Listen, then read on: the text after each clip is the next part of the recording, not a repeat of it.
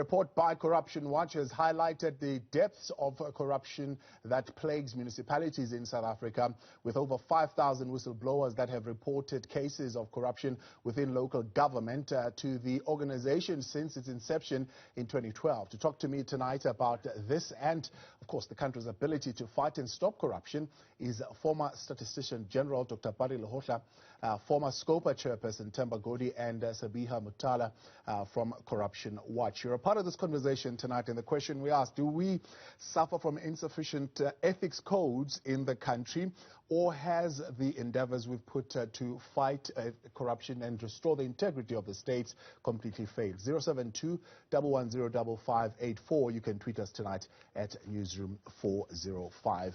Good evening to you all, and thank you very much for your time tonight on In Focus. Good evening. Good evening. Thank you.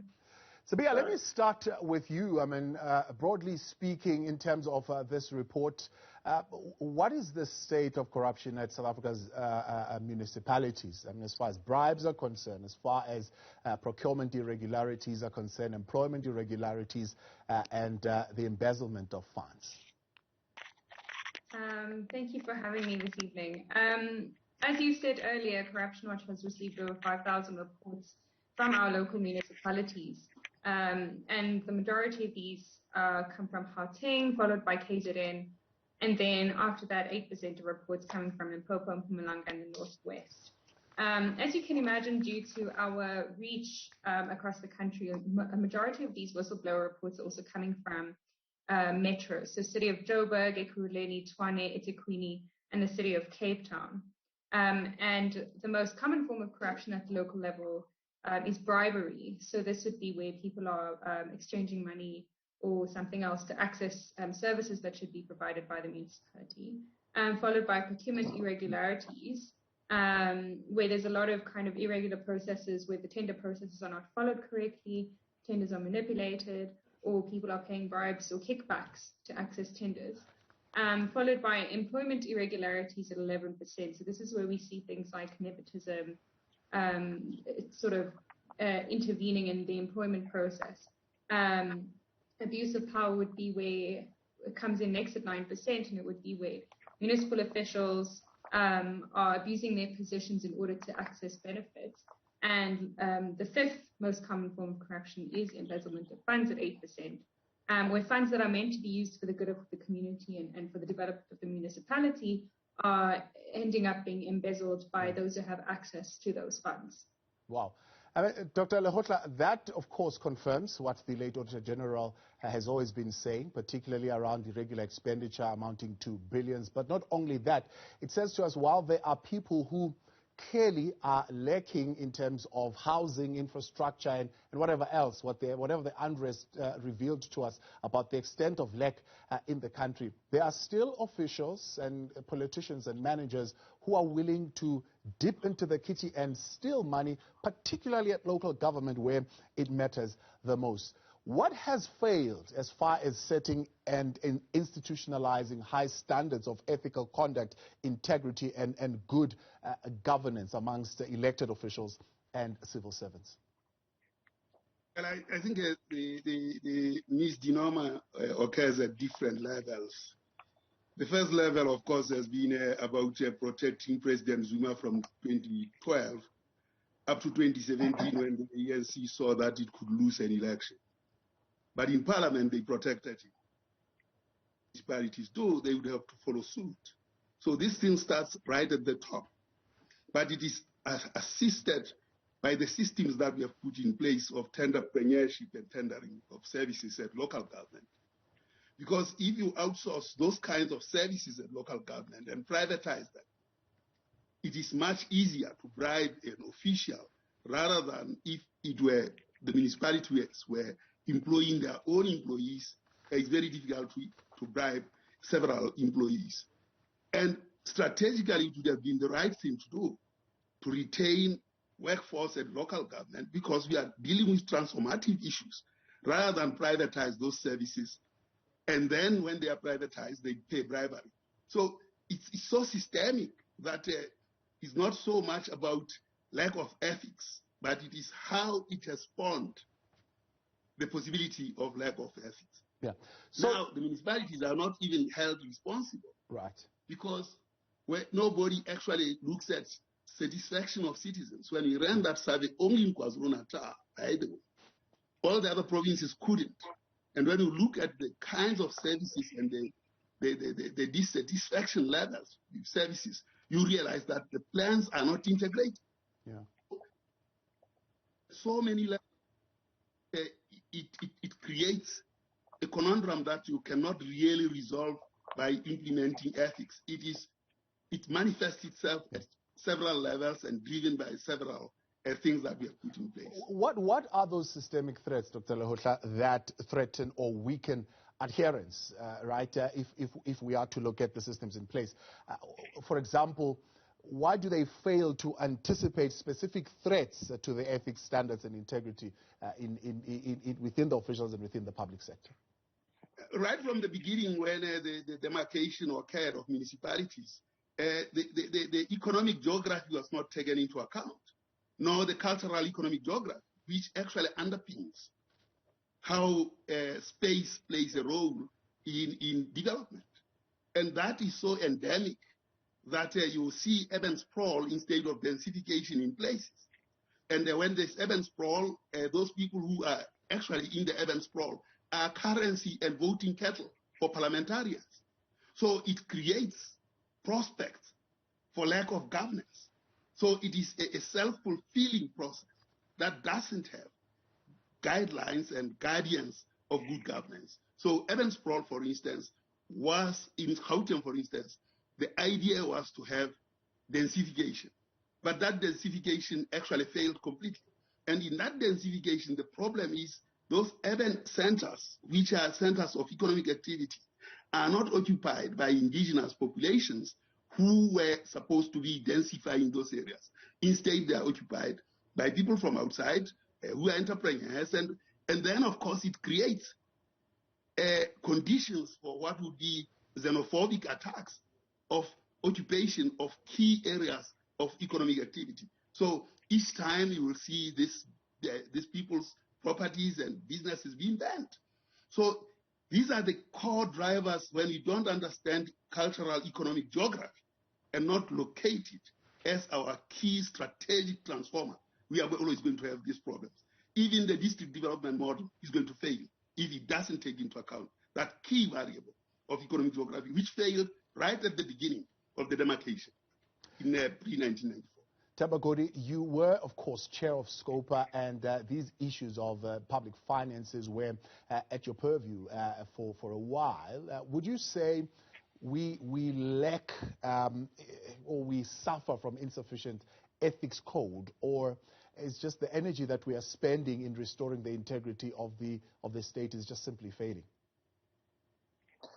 Well, two elements. The first one is theory and practice, because you have legislation, it is there, but when you look at conduct, when you look at practice, it is completely at variance from those who are supposed to implement the legislation. But this is because we actually have a predatory state instead of a developmental state, right from the top to the bottom. And I must say that instances of corruption are not compartmentalized, meaning that those who are at local level only thieve at local level, and those who are in the provinces thieve at a provincial level.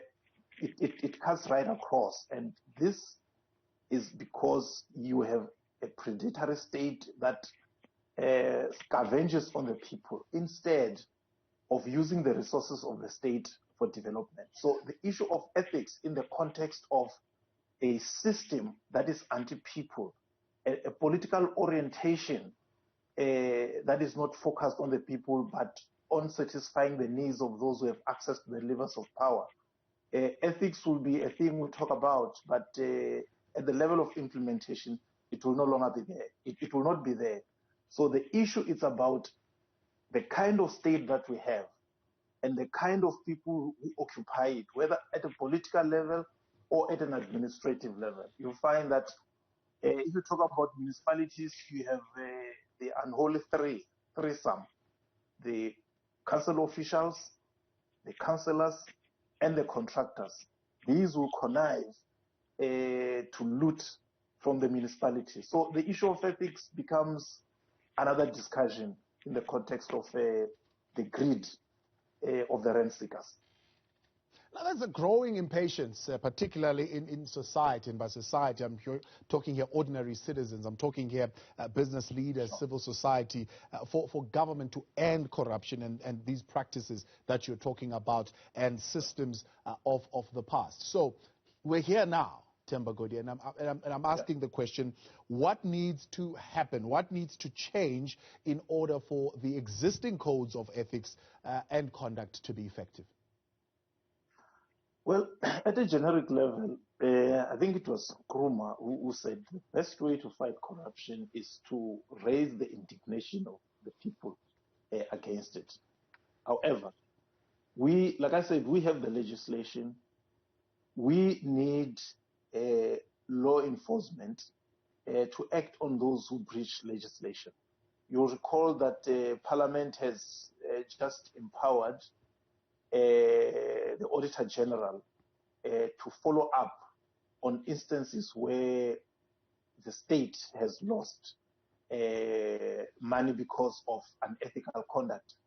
I think that it is only when there is concerted and predictable action against wrongdoing that we are going to see a movement in the right direction. As long as it is not factionalized, as long as it is principled, as long as we hit both the tigers and the flies, meaning whether you are powerful or you are a low-level official, if you have transgressed the law, you are certain that you are going to be dealt with. But then we're going to start to see movement. Is there transparency while you're there, particularly on that point in how our anti-corruption agencies are working currently, or do they leave space for one to wonder whether these are fictional battles that are being fought? No, good question. I don't think that our state, whether you're talking law enforcement or whether you're talking prosecution, can be said to be acting with absolute impartiality. You know that we had introduced in Parliament a system where the police were attending our meetings and were given all the documentation that the Auditor General gave us. But I don't think that we're able to see any substantive movement. So yes, the law enforcement, prosecution needs to act, but all of these are subject to the political culture and the political orientation of the leadership, because legislation is there. No one can say we need more laws to define what needs to be done, but it is about implementation. That's why I said the state is a predatory state, meaning its administrative cadres and its political leadership are all focused, are all geared towards doing that which is wrong in the interest of the people. We'll look that a little bit further, the response politically to this question, but also we want to look at whether or not there's been any progress made in recent years. Sabeehah Motala, Themba Godi, as well as Dr. Pali Lehola, they stay with us. And the focus on corruption tonight, this as Corruption Watch has released a new report showing and highlighting the depth of corruption within South Africa's municipalities.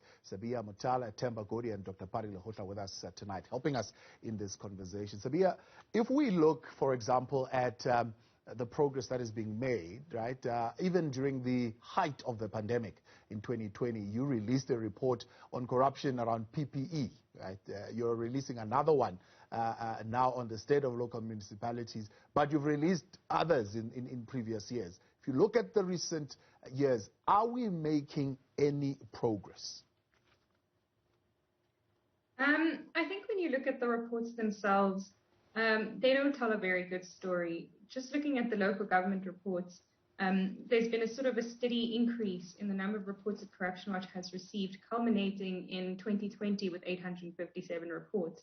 And this during, the height of the pandemic, where ordinary South Africans were relying more on services provided by municipalities, including water and sanitation. And people also trying to work from home, losing jobs, and relying on all of these services that are provided. I think in terms of policing as well, over the past 2 to 3 years, we've seen a consistent number of reports that place police corruption as the most serious corruption facing South Africa. That's extremely worrying because, you know, the police are supposed to protect us from all other crimes, yet they are being implicated in this huge crime of corruption in the first place. And when you cannot trust your police force, you feel safe in your own society. And we know that South Africa is a violent society with high levels of crime, and that doesn't really paint a good picture for South Africa. On the other hand, not looking at reports, I think there's other kind of mechanisms that have come about, including things like the Zondo Commission, the efficacy of which we can really debate. But at least there's this kind of thirst for information to be coming out. There's that, and there's also certain fora that have been set up.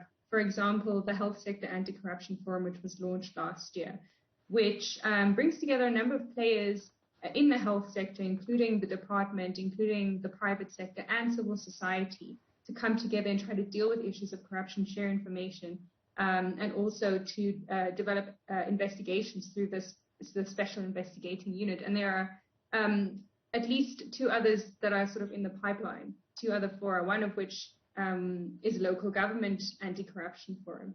So these are important spaces where I think different players are coming together to try and resolve issues of corruption and promote cooperation and share information in order to actually try and get somewhere in this fight against corruption. The other important aspect, of course, is the ordinary people of South Africa, who I suppose still need to get there a little bit in terms of actually saying no to corruption and exercising their rights as active citizens. There are a couple of examples of these in relation to local government, where the people actually, the communities gathered together, took their municipalities to court over corruption issues and had them dissolved. And this happened, I think, in Makhanda, and I think there's one other municipality that I can't remember now. But the point is, it's an example of citizens using their power, using the law to ensure that their representatives and their administration is held accountable in some way. And that's a really important move if we really want to tackle corruption in South Africa. Yeah.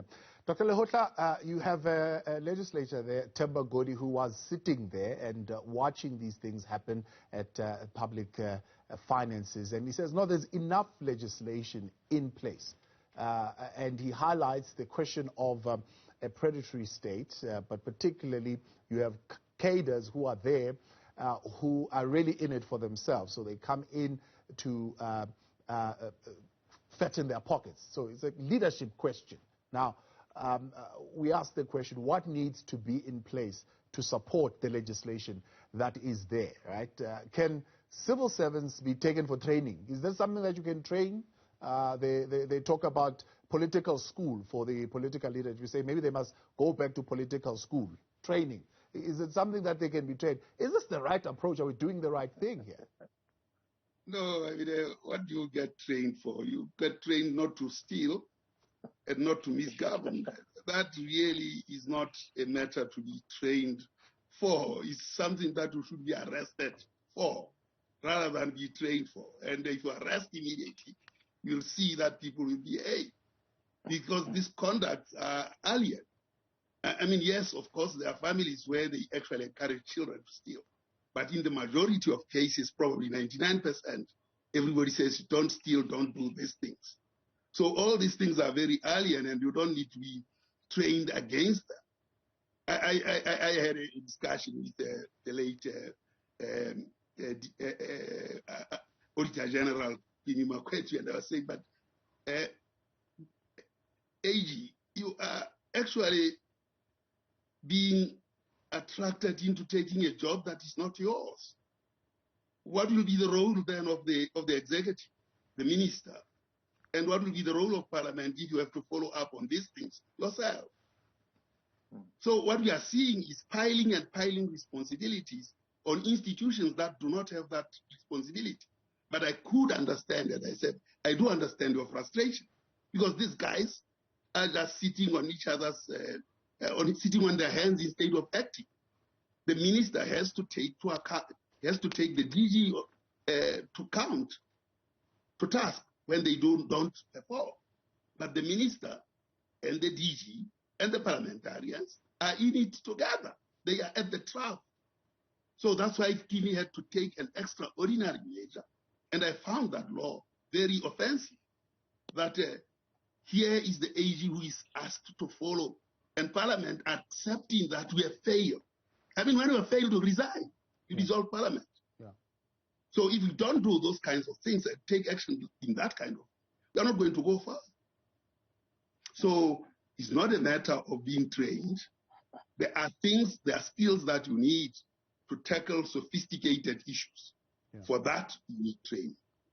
There are things that you need to be trained to be capable, a capable state. But to be a rational and decent human being, you don't need to be trained for that. It's part of socialization. It's part of your culture, of your makeup. But we have created a predatory culture. And probably for that reason then, the only training that is there is in prison and in jail. So, Themba Godi, I mean, you know the response, right?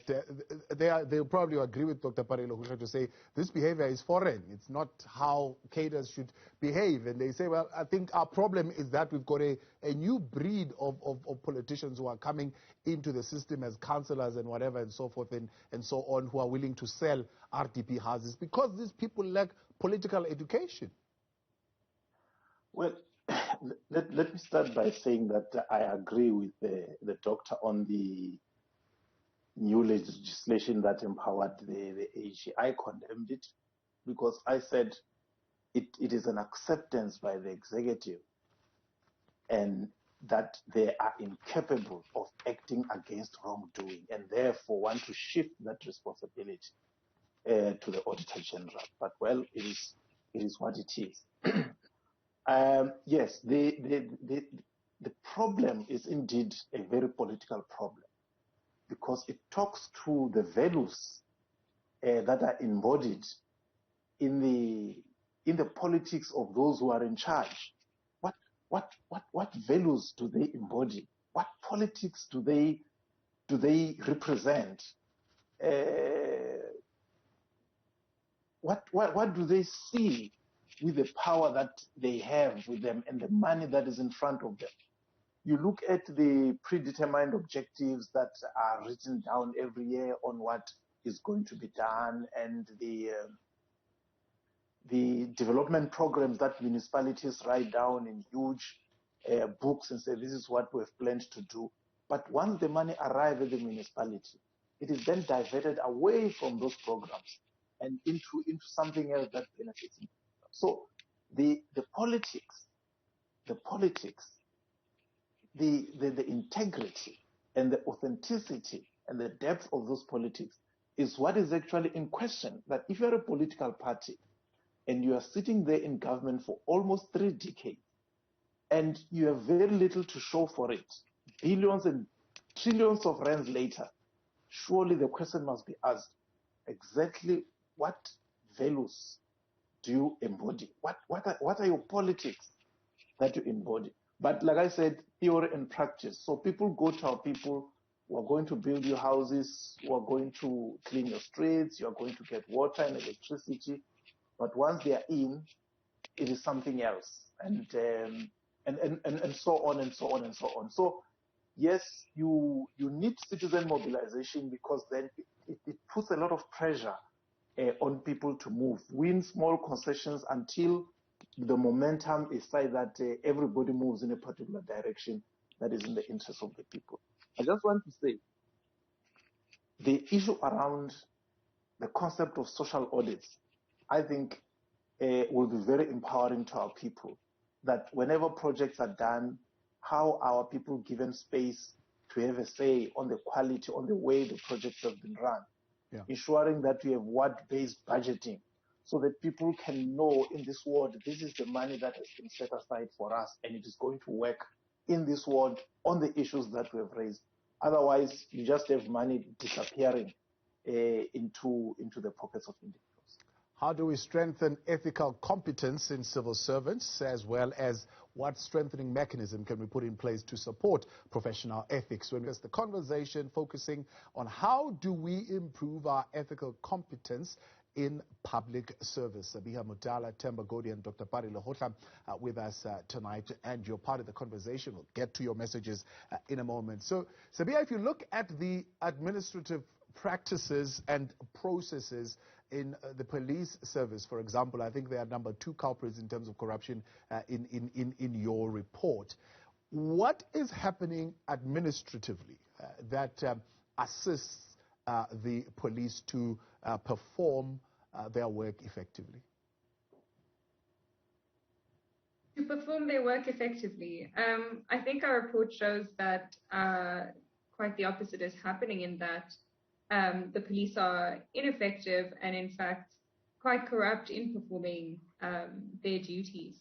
There's certainly a lack of accountability for corruption and other crimes within the police, and this can be really seen in in the IPID reports and in the SAP's annual reports themselves, which show the number of police officers that have gone through disciplinary processes or criminal proceedings, and also how relative the number is of them being disciplined or asked to leave the service because of what they've done. Echoing what my esteemed colleagues have said, there are laws in place to tackle all of this, and the administration of justice essentially within the police is being hampered by networks of camaraderie within the police that prevent people or prevent officers from adequately being held to task for participating in corruption. As you can imagine, being a police officer is a dangerous job, and therefore there is this necessity of camaraderie between police officers when you're trusting your entire lives with your colleagues. However, it has created kind of a harmful systemic corruption that is poisoning our police forces, where a new officer comes in and is indoctrinated into this corrupt way of practice. And then the cycle just goes on from there. Why is that, Sabeehah? Is it because there are not adequate internal complaint and redress procedures in place that allows one who is inside witnessing this and they can be able to speak out? The Institute for Security Studies has done some interesting research on this. And aside from whether or not the internal mechanisms are sufficient for reporting, it's also about how your colleagues are then going to treat you when they know that you have reported. And this is where the aspect of whistleblower protection really comes in. And I think that is one area where perhaps our law in South Africa can be strengthened in terms of protecting whistleblowers who come forward with this vital information that can really contribute to resolving corruption. I think a lot of people who even report to Corruption Watch don't feel safe enough to share this information with the appropriate authority, especially if this kind of corruption is happening within their local communities with people that they meet on the street. If it's found out that they've reported these issues, their livelihoods and even their lives can be in danger. So within the police, there's definitely that kind of problem where you report someone and then the next thing is you're getting the worst night shifts and no one is talking to you. So it's this really indoctrinated systemic corruption that needs to be resolved by tackling corruption in leadership, to set an example, but also properly implementing disciplinary procedures and criminal procedures, and trying to break these networks by promoting ethics and integrity within the police forces. Yeah. Themba Godi, we've had this conversation, you and I, a couple of times around the administrative practices, but also processes. So when we talk about administrative practices, I've raised this issue with you when you were still chair of SCOPA, of the practice of deviations, right, in procurement, and how that brings in corruption. But also there are some who are complaining about the PFMA processes itself administratively, that in a sense they are also something that needs to be challenged. Do we need new pro-ethics supportive administrative processes in place? Look, the legislation that exists, and if there is a problem with the legislation, I believe it is the executive's prerogative to initiate amendments not to make it easy to loot money, but to ensure easy implementation, but with sufficient safeguards against looting. Now, secondly, but we are failing. I mean, for example, emergency procurement of PPE, that is where they went in. That was the loophole, and they went in and they cleaned out. Well, look at what Orlando Pirates did a few days ago against those who can't perform. It becomes a citizen's responsibility because, in the first instance, a political challenge. I wanted to say that we initiated the setting up of municipal public accounts committees with the hope that you are going to have within council, people will be dedicated to checking on the finances. But what you find is that in terms of legislation, those municipal public accounts committees don't have sufficient powers, they don't have sufficient protection, and it is very crude. Some get death threats, others get shifted to other committees once they start to speak.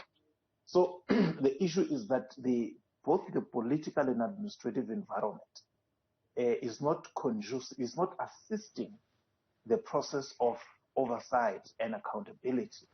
So if your hiring practices, your employment practices, which have been identified here as part of the problem, because if I hire you and you don't have qualifications, you are blackmailed from taking decisions that I may disapprove. So unless and until you have people who are qualified, and local government is very notorious compared to the other spheres in terms of it being a dumping ground for political appointees who do not have skills.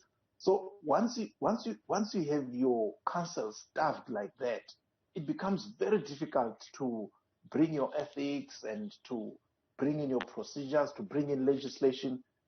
It becomes just practically impossible in as much as theoretically everything is there in terms of paperwork. Yeah. Dr. Lehola, I mean, when we talk of, for example, strengthening delivery, right, just at delivery level, one of the things that we speak about is the advice, the type of advice that a government gets. But also, I mean, I want to put that to strengthening the competence or the ethical competence of civil servants.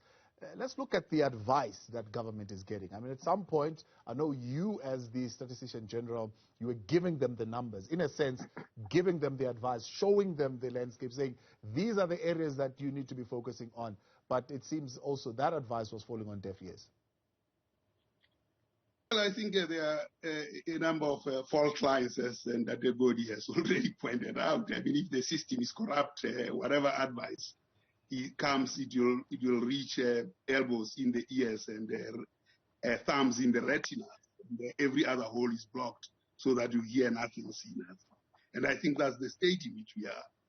One of the things that I really was struggling with as a statistician general was the avoidance of evidence that I would see in government most of the time. And in order to ameliorate this, I thought that it was important for statisticians to understand what local government is, or what its delivery is all about. So we established something called Center for Regional and Urban Innovation and Statistical Exploration at the University of Stellenbosch, where we actually understood what regional science is about. And that's why our statistics and the reports we are providing were so appropriate and almost easy to understand because they embedded the nature and notion of local government. I thought I would talk to my counterparts in local government to attend the same program that was at Stellenbosch, to try and understand why you need to plan in the detail. And what we plan for is not just something that you just dream up, but it's a competence that has to be tested ahead of time. It's not something that you say, either a plan is something that is foresight, and it can be 10 years, 15 years. And you cannot manage to do so unless you are equipped with the tools for planning. And I was saying, well, jointly with statisticians, local government officials will have to be in that space because they can then manage the plan to monitoring and evaluation. I tell you, these guys didn't come because the programs were tough. Only the statisticians from SSA went there, and I had about 90 of them who went there. So it's one thing to provide the numbers. It's another to get them absorbed. And it's yet another to have the caliber of people that can absorb them. So there are these multiple challenges, especially then when the state is predatory. It avoids being competent, except being competent in theft. Talking on, can I just make an yeah. Mr. Godi, you can come in. Yeah, I wanted to say on the issue of advice, just to say, look, even within the entities themselves, the municipalities, you have internal audits, audit units that pick up the information and share it with management, even before the Auditor General comes to say, this is what has gone wrong, this is what needs to be fixed. But you find that even by the time the Auditor General comes, you still find all these issues. And then the Auditor General then issues a report and say, these are the things that are wrong, these are the things that you must correct. But still, year in and year out, the same thing happens. So, like I think the good doctor has indicated, ears are closed, eyes are closed. A predatory state is unhearing, is unseeing, because its only purpose is to steal. And anything that would hinder the process of stealing is therefore ignored and shunned. You spoke of social audits moments ago. I want to bring another idea of ethics audits. Is that something that could be helpful? Maybe it might even help us from reappointing the same people with adverse findings on their ethics to other positions in the future. Well, I think there are two issues here.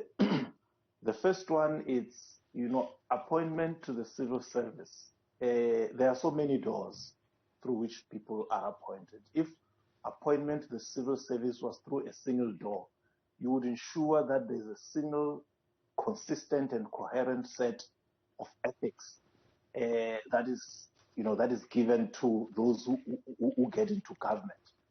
Secondly, I think if we had lifestyle audits, President Zuma promised it, President Ramaphosa promised it, but nothing happened. I do remember that in 2014 there was a cabinet decision to vet all those who work in supply chain management at all levels of the state. And you will be surprised to know that the police revolted against the vetting process. At SAA, they revolted. At SABC, they revolted. At Transnet, people refused to be vetted, meaning that the people who are in charge of our procurement processes, their ethical standards have not been confirmed. So yes, I think if you had vetting, if you had lifestyle audits, and if you had appointment through a single channel like the Public Service Commission, then you would know that people who get into the system are people who have gone through a single process of orientation. And there you may somehow try to build a common ethical approach. But when you find that the municipality in Bushbuckridge, a municipality in Paarl, in Cape Town, they all hire and they give different sets of training, you are therefore going to have all this mismatch. Sabeehah Motala, Themba Godi, and Dr. Pali Lehola, they stay on. We'll wrap up the conversation when we come back. Focus looking at the problem of ethical competence in our local municipalities with Dr. Pali Lehola, Themba Godi, and Sabeehah Motala. So Sabeehah, from Corruption Watch's point of view, looking at this latest report, what are the areas of concerns? Where do we need to focus in those areas that are directly relevant to the problem that we are raising here tonight? I think when we talk about areas of concern, we can talk about it geographically. We can talk about it by sector. And I think we've done both those things. But I think another area of concern highlighted by the report is that municipal managers are the most implicated municipal officials in the reports. And we can unpack as to why. And we've talked a lot about political influence in the space, and municipal managers have not escaped political influence in terms of connecting those who have political influence to the coffers of the municipalities, for example. Another issue that we've talked about is, ethical leadership and whether these people are appointed through processes that assess their ethics. And that's certainly a question. And there's a legislation that is currently going through the motions, the Local Government Municipal Systems Bill, which is seeking to impose stricter employment processes on municipal managers and other officials employed by municipalities, particularly to depoliticize the position and prevent them from holding positions in political parties at the same time, which hopefully will improve the influence of politics within municipalities. And we also talked about lifestyle audits, and I just wanted to point out that the Prevention and Combating of Corrupt Activities Act actually has a section that allows the National Director of Public Prosecutions to investigate someone who is alleged to be living beyond their means. So it's not like the legislation to conduct lifestyle audits doesn't exist. Again, it's about whether these things are implemented. So in terms of areas of concern, the report highlights the metros. That may be to do with the fact that Corruption Watch has a larger footprint in the metros and people's access to technology to report issues of corruption. But certainly they are the densely populated areas where people are accessing services, and that should be taken into consideration. In terms of sectors, certainly the police are an area of concern for Corruption Watch, housing and human settlements, and also the Office of the Municipal Manager, as we spoke. But the fact that corruption reports have increased in 2020, when we've been going through a pandemic, is also of concern. It begs the question whether municipalities, when in a time of crisis, are equipped and perhaps willing to up the level of service delivery that's required by the people, or whether they are indeed sticking their fingers further into the troughs. Right.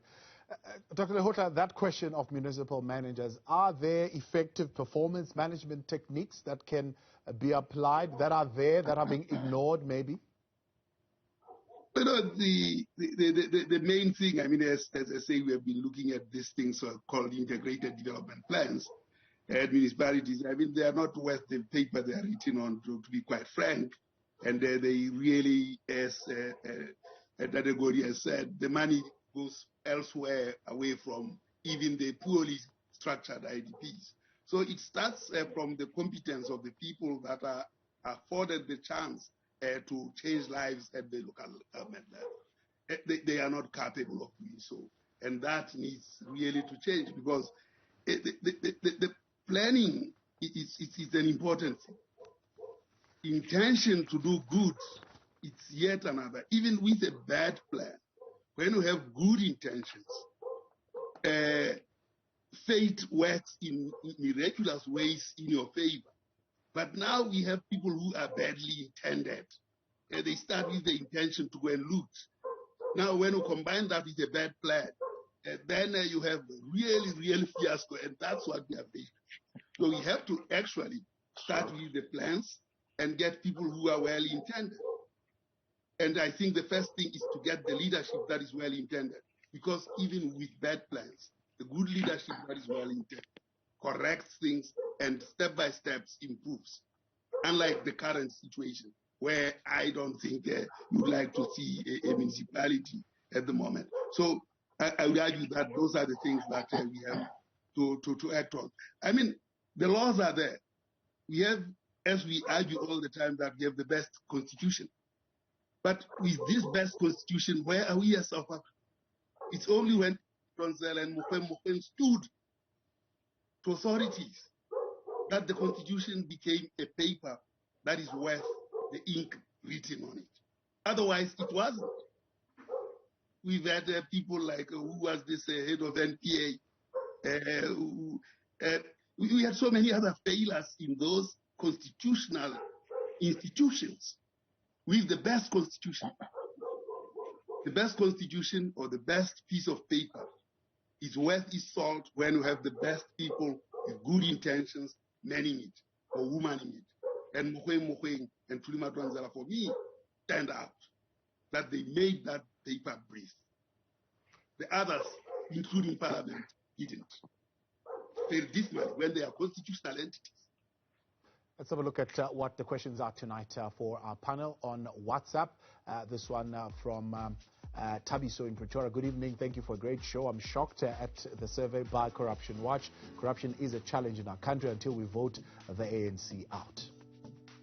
And Tabi saying in Newcastle, saying, I think lack of accountability and monitoring is the root cause of all corruption in our country. E.g., look at budgets of our municipalities. Are they implemented? And if not, what action is triggered? More often than not, no action. Mwaku in the Northern Cape saying, the corruption levels in South Africa have gone so deep in public service, mainly and the private sector, because the ANC government is so arrogant and does not care about the very same people who put it in power. I'm afraid unless the ANC collapses, we will be with this mess for as long as it is in power.